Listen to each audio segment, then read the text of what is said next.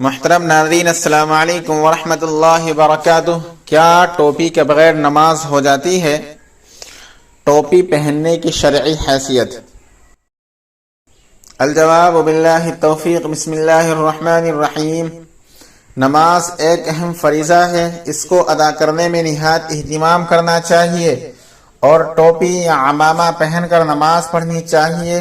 آپ صلی اللہ علیہ وسلم اور صحابہ کرام کا یہی معمول تھا، اور آج تک سلف صالحین کا بھی یہی طریقہ رہا ہے۔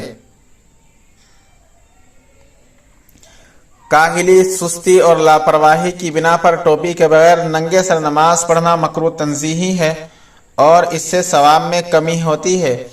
البتہ اگر کبھی غلطی سے ٹوپی ساتھ نہ ہو اور فوری طور پر کسی جگہ سے میسر بھی نہ ہو سکتی ہو تو اس صورت میں ننگے سر نماز پڑھنے کی وجہ سے کراہت نہیں آئے گی اور اس میں کوئی مضائقہ نہیں، لیکن نماز میں ٹوپی نہ پہننے کو عادت بنا لینا برا اور مکروہ ہے۔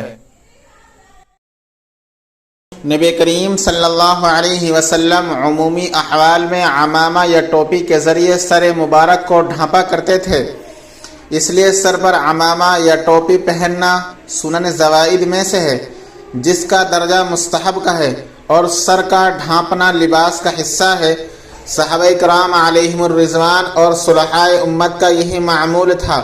کبھی کبھار ننگے سر ہو جانا گناہ نہیں، البتہ مستقل طور پر ننگے سر رہنا شرعاً ناپسندیدہ اور ادب کے خلاف ہے، اور ننگے سر رہنے کو معمول اور فیشن بنا لینا اسلامی تہذیب کے بالکل خلاف ہے۔ اگر کوئی غیروں کی مشابہت میں ننگے سر رہتا ہے تو گنہگار ہوگا۔ بحوالہ دارالافتاء دارالعلوم دیوبند۔ ویڈیو پسند آئے تو لائک کیجیے، شیئر کیجیے اور چینل کو سبسکرائب کر دیجیے۔